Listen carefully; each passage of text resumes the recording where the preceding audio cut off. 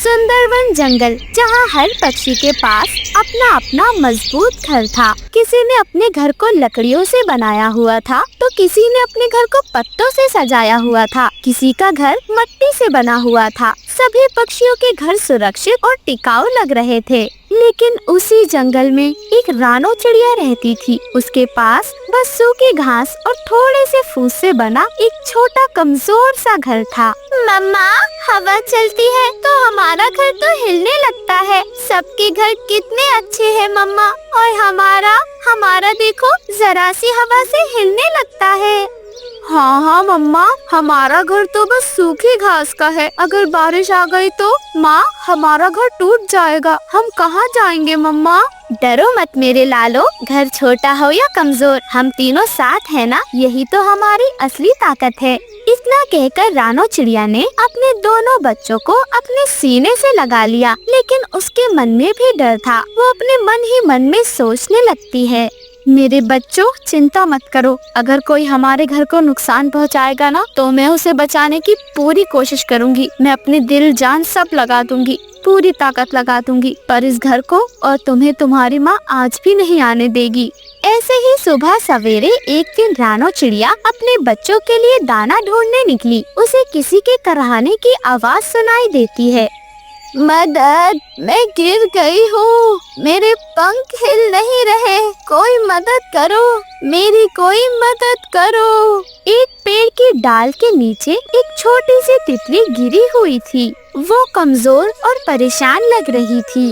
रानो चिड़िया आवाज की दिशा की ओर दौड़ती है। वो देखती है एक छोटी सी तितली जमीन पे डाल के नीचे पड़ी हुई कांप रही है। अरे नहीं तितली, घबराओ मत, मैं तुम्हारी मदद करूंगी। ये सब कैसे हो गया? रानो चिड़िया अपने छोटे छोटे परों से उस डाल को हटाती है और तितली को एक सुरक्षित जगह पर रखती है। अगर आज तुमने मुझे ना उठाया होता तो मैं यहाँ अकेली ही मर जाती। तुम्हारा शुक्रिया चिड़िया।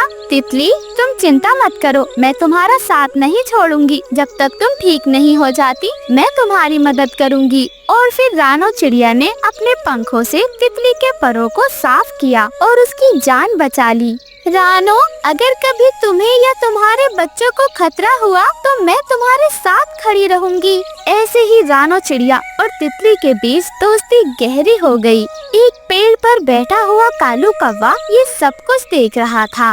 अरे अरे, देखो तो सही, ये रानो और उसके बच्चे हमेशा ही खुश रहते हैं। मैं इन्हें ऐसे खुश नहीं रहने दूंगा। इनके घास वाले घर को जला दूंगा, फिर देखता हूँ कैसे ये माँ बेटे खुश रहते हैं। और अब ये तितली भी इनका साथ दे रही है, मैं ये बर्दाश्त नहीं कर सकता। कालू कौवा झाड़ियों में छुपकर घर को देखता है, फिर सूखी टहनियाँ इकट्ठी कर एक मशाल जैसा कुछ बनाता है। तैयार है मेरी ये मशाल। आज रात ही इस छोटी चिड़िया का घर जलेगा और पूरा जंगल तमाशा देखेगा। शाम के वक्त रानो चिड़िया अपने बच्चों के लिए दाना लेकर घर वापस लौट रही थी। माँ, आप आ गई? मम्मा, हमें बहुत डर लग रहा था। आपको इतनी देर क्यों हो गई आने में? आप देर से क्यों आई मम्मा? अरे मेरे बच्चों, माँ कहीं अपने बच्चों को छोड़कर जाती है क्या? तितली को बचा रही थी बस। बेचारी तितली परेशानी में थी। मेरी प्यारी मम्मा, आप तो हमेशा सबकी मदद करती हो। हाँ मम्मा, आप हमेशा सबकी मदद करती हो। आप जंगल की सबसे प्यारी मम्मा हो। मेरे बच्चों, इसलिए तो ईश्वर भी हमें अकेला नहीं छोड़ता। जब हम दूसरों की मदद करेंगे तभी ईश्वर हमारी मदद करेगा। ऐसे ही रात हो जाती है। रात के समय जंगल में सन्नाटा छाया हुआ था। रानो चिड़िया के बच्चे घोंसले में सो रहे थे। तभी रानो चिड़िया खिड़की से देखती है कालू कौवा जलती हुई मशाल लेकर उसी के घर की ओर आ रहा था। हे भगवान, ये आग लेकर ये मेरे घर की ओर क्यों आ रहा है? देखो रानो, अब तुम्हारा ये घास का घर एक फूंक में जलकर राख हो जाएगा। कालू कौवा घर को आग लगाने ही वाला था। तभी अचानक आसमान में काले बादल घिर आते हैं और बारिश शुरू हो जाती है। बारिश के होने की वजह से कालू की मशाल की आग बुझ जाती है। अरे ये क्या हो गया? इस बारिश ने तो मेरे प्लान को ही धो डाला। ठीक है, कोई बात नहीं, कल फिर आऊंगा, लेकिन इसका घर जरूर जलाऊंगा। इतना कहकर कालू कौवा चिढ़कर वहाँ से भाग जाता है। अगली रात हल्की हल्की बारिश हो रही थी। कालू कौवा फिर से आता है। इस बार वो चालाकी के साथ आया था। आज ये घर जरूर जलेगा रानो, तुझे मैं बर्बाद कर दूंगा। कालू कौवा मशाल के घर से उसकी सूखी घास के घर में आग लगा देता है। घास फूस का घर धीरे धीरे जलने लग जाता है। मम्मा मम्मा हमारा घर जल रहा है, अब क्या होगा मम्मा, हम कहाँ जाएंगे? माँ, मेरे पंखों में गर्माहट हो रही है, जैसे पंख जल रहे हो। मुझे बचा लो मम्मा, हमें बचाओ। घबराओ मत मेरे बच्चों, मैं हूँ ना, मैं तुम्हें कुछ नहीं होने दूंगी। वही तोता, तोती और कबूतर रानो चिड़िया का घर जलता हुआ देख रहे थे, लेकिन वो कुछ भी नहीं कर पा रहे थे। अरे अरे हरियाली, देखो तो जरा, रानो चिड़िया का घर जल रहा है। हाँ मिट्ठू जी, लेकिन अगर हम उसकी मदद करेंगे तो कालू हम पर भी हमला करेगा। दोस्तों, हम बस दूर से देख सकते हैं, हम कुछ नहीं कर सकते। कालू बहुत चालाक है। ऐसे ही सुबह हो जाती है। सुबह होते होते रानो चिड़िया का पूरा घर अब राख बन चुका था। माँ, अब हमारा घर नहीं रहा, हम कहाँ जाएंगे माँ? हाँ माँ, अब हम कहाँ रहेंगे? कोई हमें अपने घर नहीं रखेगा। हमें अब इस खुले आसमान के नीचे रहना होगा क्या? रानो चिड़िया अपने बच्चों को हौसला देती है। मेरे बच्चों, हमारा घर गिर गया है, लेकिन हमारी हिम्मत नहीं गिरी। हम फिर से घर बनाएंगे मेरे बच्चों। रानो चिड़िया अपने बच्चों को लेकर पानी पीने नदी के किनारे चली जाती है। वो नदी किनारे बैठी हुई थी, तभी वहाँ पर वही तितली आती है जिसकी रानो चिड़िया ने मदद की थी। रानो, तुम यहाँ उदास बैठी हो, देखो मैं आ गई। मैं तुम्हारा वादा निभाने आई हूँ रानो। तितली बहन, आप मेरी मदद कैसे करोगी? आप तो खुद इतनी छोटी हो। मुझे बस घर चाहिए और कुछ भी नहीं। मेरे बच्चे इस खुले आसमान के नीचे नहीं जी सकते। बारिश, आंधी, तूफान, ये सब मैं कैसे सहूंगी? अगर मैं अकेली होती तो सब बर्दाश्त कर लेती, लेकिन मेरे बच्चे, इनके साथ कैसे जीऊं? कैसे इन्हें मैं परेशान देखूं? एक माँ हूँ मैं। ये सब सुनकर तितली हल्का सा मुस्कुराती है। वो अपने पंख फैलाती है और एक सुनहरी चमकीली रोशनी फैल जाती है। धीरे धीरे एक सुंदर और मजबूत सोने का घर बन जाता है। रानो चिड़िया के दोनों बच्चे जब वो सोने से बना घर देखते हैं तो खुशी से उछलने लगते हैं। बच्चे बहुत खुश थे। माँ, ये तो सोने का घर है, इतना मजबूत, इतना चमकीला। ये तो जंगल के घरों से सबसे सुंदर घर है। माँ, अब जंगल में सबसे सुंदर घर हमारा होगा। हाँ माँ, अब हमसे सब दोस्ती करेंगे। सब हमारे दोस्त बनना चाहेंगे, क्योंकि अब हमारा घर सबसे सुंदर है। तितली बहन, ये तो सोने का घर है, इतना मजबूत, इतना चमकीला। हाँ रानो, जब तुम दूसरों के लिए रोशनी बन सकती हो तो भगवान तुम्हारी मदद में एक सोने का घर तो तुम्हें दे ही सकता है। आपका बहुत बहुत शुक्रिया तितली दीदी, आज मेरे बच्चों को सच्चा आशियाना मिला है। आज तुमने हमारी दुनिया बदल दी। और फिर रानो चिड़िया अपने बच्चों के साथ सोने के घर में खुशी खुशी रहने लगी। घास का घर जल गया था, लेकिन उसकी उम्मीद और उसका प्यार का घर पहले से भी ज्यादा चमकदार हो गया था। इस कहानी से हम सबने सीखा, दूसरों की मदद करो, एक दिन वही मदद सोने के घर में वापस आती है। और घर की असली ताकत दीवारों में नहीं, परिवार के प्यार में होती। इन दिनों जंगल में ठंडी हवाएं चल रही थी। जंगल के सभी पक्षी ठंड से बहुत परेशान थे। अपने अपने घोंसलों में अपने बच्चों को अपने पंखों की गर्मी में समेटे हुए बैठे थे। वहीं दूसरी तरफ एक पेड़ पर रानो चिड़िया अपनी बेटी गुड़िया और बेटे कुकू के साथ बैठी हुई कांप रही थी। अम्मा, कल से पेट जल रहा है, कल से कुछ भी नहीं खाया, पत्ते भी सूख गए। क्या आज हमें कुछ भी नहीं मिलेगा अम्मा? अम्मा, मैं तो अब उड़ भी नहीं पा रहा, भूख से पंख भारी लग रहे हैं। अगर आप चाहो तो मेरा हिस्से का दाना गुड़िया को दे देना। इतना सुनकर रानो चिड़िया की आंखों में आंसू भर आते हैं। उसने अपनी बेटी गुड़िया और बेटे कुकू को अपने पंखों में समेट लिया। नहीं मेरे बच्चों, ऐसा मत कहो, माँ कभी अपने बच्चों को भूखा नहीं रख सकती। बस थोड़ा सब्र करो मेरे बच्चों, मैं कुछ न कुछ ढूंढ लाऊंगी तुम्हारे लिए। तुम्हें यूँ भूखा नहीं मरने देगी तुम्हारी माँ। लेकिन मम्मा आप तो खुद थकी हुई हो, कल भी कुछ नहीं खाया। प्लीज माँ तुम कहीं मत जाओ।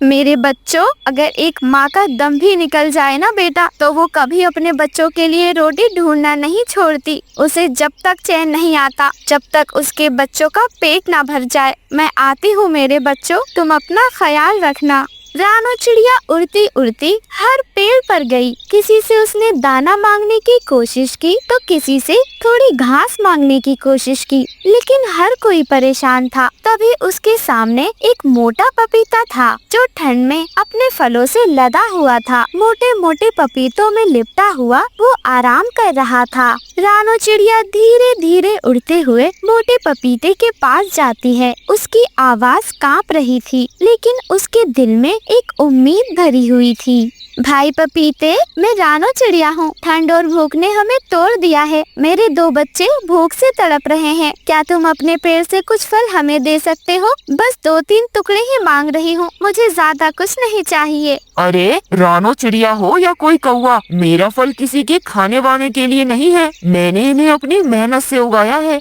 ये ठंडी हवाओं में भी मेरे ऊपर लगे हैं, क्योंकि मैं मजबूत हूँ। तू और तेरे बच्चों को बस रोना ही आता है। तुम तो रोने में माहिर हो। जाओ जाकर कहीं और उड़ो। इतना कहकर मोटा पपीता अपनी आंखें बंद कर लेता है और फिर से सोने लग जाता है। लेकिन रानो चिड़िया की आंखें भर आती हैं, उसकी आवाज कांपने लगती है। पपीते भाई, बच्चों की भूख का मजाक मत उड़ाओ। माँ बनो तो समझो आप कि एक माँ के लिए अपने बच्चों की आंखों में आंसू देखना ये कितना बड़ा दर्द है।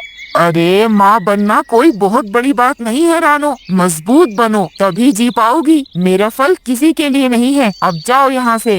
रानो चिड़िया थक हार कर चुप हो जाती है। उसके पंख गीले थे और आंखें लाल थीं, लेकिन दिल में अभी भी उम्मीद भरी हुई थी। वो बिना कुछ कहे वहाँ से उड़ जाती है। रानो चिड़िया अब अपने घोंसले की ओर उड़ रही थी। उड़ते उड़ते जब वो अपने घोंसले के पास पहुँचती है, वो देखती है घोंसले में उसके बच्चे एक दूसरे से सिमटे हुए बैठे हैं। माँ आप आ गई? क्या कुछ खाने को मिला? किसी ने कुछ दिया क्या आपको? मम्मा, क्या मोटे पपीते ने कुछ दिया आपको? उसने फल दिए? क्या अब हम भूखे नहीं रहेंगे माँ? रानो चिड़िया नहीं चाहती थी कि उसके बच्चों का दिल टूटे, इसलिए वो अपने बच्चों से झूठी मुस्कान के साथ झूठ बोल देती है। हाँ बेटा, उसने कहा है कल जब धूप निकलेगी तब हमें बुलाएगा। आज बस थोड़ा सब्र कर लो मेरे बच्चों। माँ, आप झूठ बोल रही हो ना? तुम्हारी आंखों में भूख है। हमें पता है आप निराश लौटी हो। हमें कोई खाना नहीं देगा माँ। रानो चिड़िया ने फौरन अपने बच्चों को अपने पंखों में समेट लिया। नहीं नहीं मेरे बच्चों, जब एक माँ झूठ बोलती है ना मेरे बच्चे, तो सिर्फ इसलिए ताकि उसके बच्चों का मन ना टूट जाए। धीरे धीरे रात गहरी हो जाती है। रानो अपने दोनों बच्चों को अपने सीने से लगाए खुद ठंड की हवा में कांप रही थी, लेकिन अपने पंखों के बीच उसने अपने बच्चों को गर्म रखा हुआ था। सुबह धूप निकल जाती है। जंगल अब धूप से चमक रहा था। मोटे पपीते के पेड़ के पत्ते साफ साफ खूबसूरती से चमक रहे थे, लेकिन मोटे पपीते के दिल में एक अजीब सा भारीपन महसूस हो रहा था। वो सोचने लगता है, रानो चिड़िया की आंखों में वो दर्द, वो बच्चों की तड़प। शायद मैंने गलत किया है उसके साथ। तभी मोटे पपीते की नजर रानो चिड़िया पर पड़ती है, जो शायद अपने बच्चों के लिए दाने की तलाश कर रही थी। मोटा पपीता अपने 1-2 फलों को नीचे गिरा देता है। रानो उसे देख लेती है कि मोटे पेड़ के पपीते के फल नीचे गिरे हुए हैं। रानो चिड़िया फौरन कूदती हुई उसके पास दौड़ती है। रानो चिड़िया ने फल उठाया और अपने बच्चों के पास खुशी खुशी वापस आई। वहीं दूसरी तरफ मोटे पपीते ने आसमान की ओर देखकर कहा, हे भगवान, मैं समझ गया हूँ। कभी कभी सबसे बड़ा सुख देने में होता है, बचाने में नहीं। मोटे पपीते की आंखों से आंसू झलक आए और उसने ये फैसला किया कि अब वो जंगल के सभी पक्षियों की मदद करेगा। वहीं दूसरी तरफ रानो चिड़िया ने अपने बच्चों को प्यार से वो पपीता खिलाया। बच्चे अब भूखे नहीं थे, उनके अंदर फुर्ती थी। बच्चे बाहर पेड़ की डाल पर खेलने लगते हैं, उनके अंदर शक्ति आ गई थी। धूप चमक रही थी, जंगल खुशहाल था। जंगल के बाकी पक्षी भी मोटे पपीते के पास जाते हैं। मोटा पपीता जंगल के सभी पक्षियों की मदद करता है। कालू कौवा और गौरी कौवी उड़ते हुए रानो चिड़िया के पास आते हैं और उसका धन्यवाद करते हैं। रानो बहन, मोटे पपीते ने हमें सब बताया। तुमने उसे एहसास करा दिया है कि एक माँ की ममता से बढ़कर कुछ नहीं होता। रखने से कुछ नहीं होता, लेकिन बांटने से दुख भी बट जाते हैं और खुशियाँ मिलती हैं। हाँ रानो, आज तुम्हारी वजह से ही जंगल का हर पक्षी भूख मिटा पा रहा है। तुम्हारा बहुत बहुत शुक्रिया रानो। कालू भाई, इसमें मेरा शुक्रिया अदा करने की कोई जरूरत नहीं है।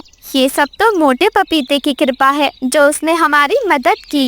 एक शाम जंगल में तेज हवाएं चलती हैं, जिससे पक्षियों के घोंसले टूटकर नीचे गिर जाते हैं। जंगल के सभी पक्षी बहुत परेशान थे। तभी मोटा पपीता सबको आवाज लगाता है, जंगल के पक्षियों, यहाँ आओ, मेरी तरफ आओ, मैं तुम्हें घर बना कर दूंगा। और फिर जंगल के सभी पक्षी उड़ते हुए मोटे पपीते के पास जाते हैं। मोटा पपीता उन सबको सुंदर सुंदर घर बना कर देता है। जंगल के सभी पक्षी अब उन घरों में हंसी खुशी रहने लगते हैं।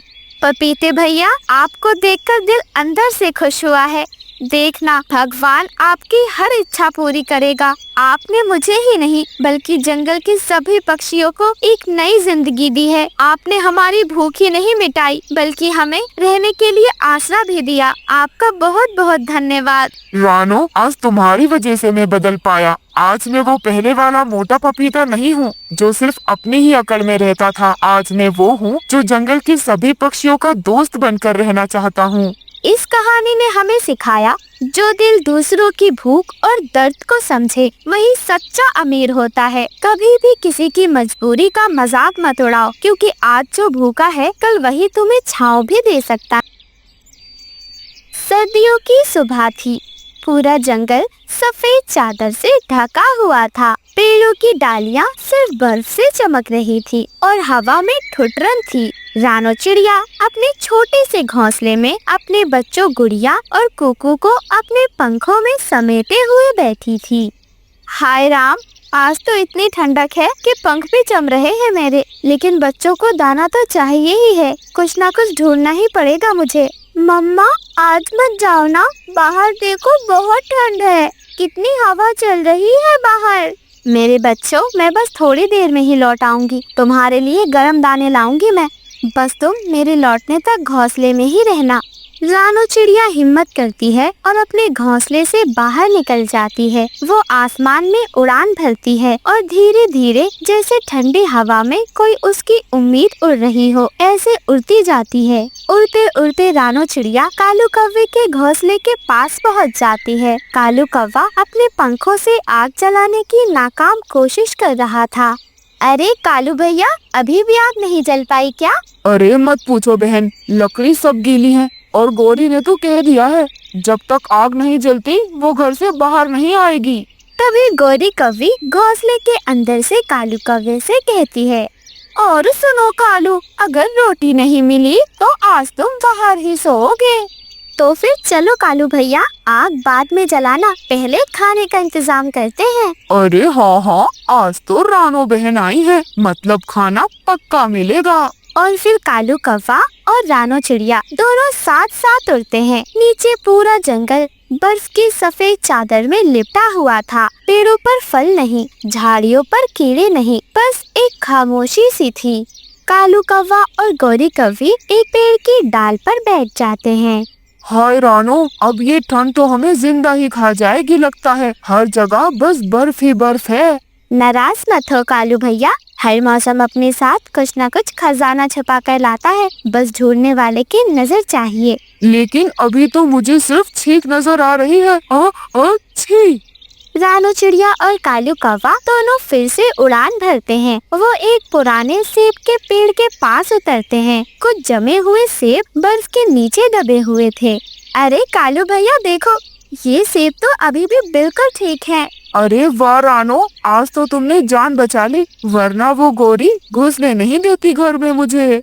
रानो चिड़िया और कालू कौवा दोनों भूखे थे। वो दोनों सेब खाते हैं और फिर धीरे धीरे उड़ने लगते हैं। रानो चिड़िया को दूर बर्फ में एक चमकती हुई चीज नजर आती है। वो फौरन उसके पीछे जाती है। कालू कौवा भी उसके पीछे पीछे ही था। जब रानो चिड़िया अपने पंखों से बर्फ को हटाती है तो उसे चमकती हुई एक बर्फ की बॉल मिलती है। अरे कालू भैया, ये देखो, ये क्या है? ये तो चमकता हुआ बर्फ का गोला है। अरे वाह रानो, लगता है ये कोई जादुई चीज है। शायद इसे फूंक मारो तो रोटियां खुद उगाएंगी। फल, सोना, चांदी, सब मिल सकता है शायद हमें इससे। अरे ऐसा मत सोचो कालू, जादू हमेशा सुरक्षित नहीं होता। अरे हाँ, लेकिन क्या फर्क पड़ता है, चलो ना अब इसे देख ही लेते हैं।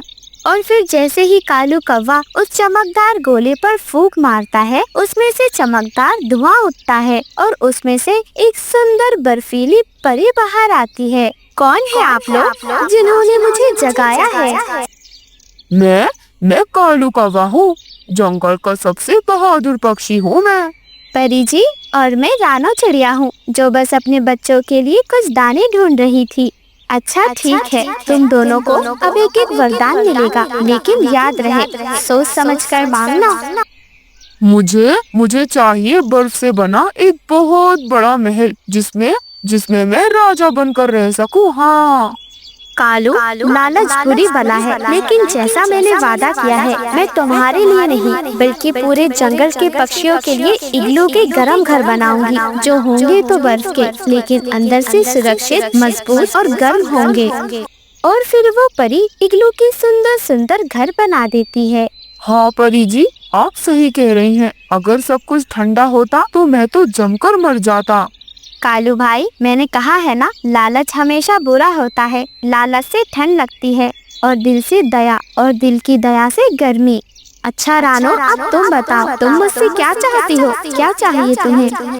परी जी, मुझे बस मेरे बच्चों के लिए और जंगल के सभी पक्षियों के लिए इतना खाना चाहिए कि जंगल का कोई भी पक्षी भूखा ना रहे। ये सुनकर परी मुस्कुराती है और फिर एक जादू होता है। पूरे जंगल में एक चमक फैल जाती है और अनाज की बोरियां, खूब सारे मेवे और खूब सारे फल भी आ जाते हैं, जो जंगल के पक्षी सर्दियों भर खा सकते थे।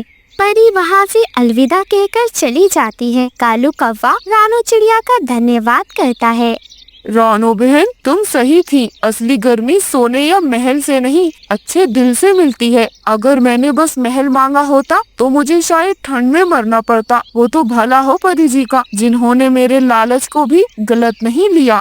हाँ कालू भैया, ठंडी दुनिया में गर्म दिल ही सबसे बड़ी दौलत है। और याद रखना, सर्दियों की ठंड को सिर्फ इंसान नहीं, अच्छे कर्म भी पिघला सकते हैं। और फिर कालू कौवा और रानो चिड़िया दोनों आसमान में उड़ते हैं। बर्फ के ऊपर गर्मी की दोस्ती की चमक लिए दोनों उड़कर अपने अपने घोंसलों में पहुंच जाते हैं। जंगल के सभी पक्षियों के पास अब भरपूर खाना था।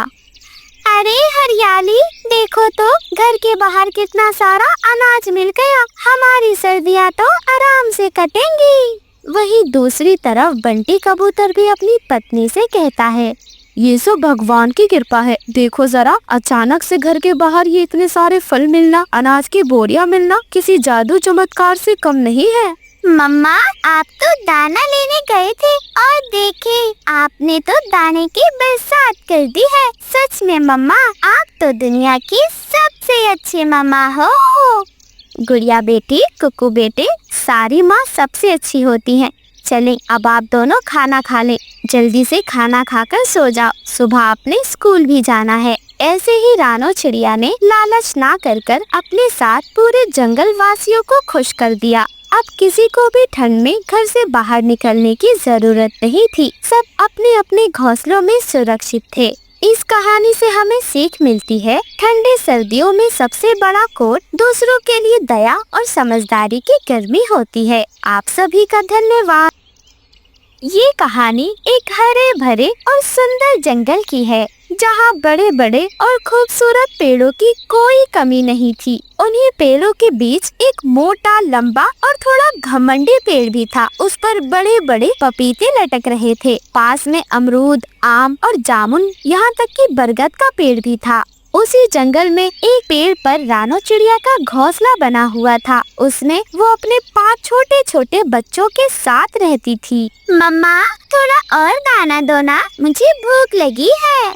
मम्मा, मुझे भी गुड़िया से ज्यादा दाना चाहिए। अरे बच्चों, ये सब माँ आपके लिए ही तो लाई है, चलो जल्दी जल्दी खा लो।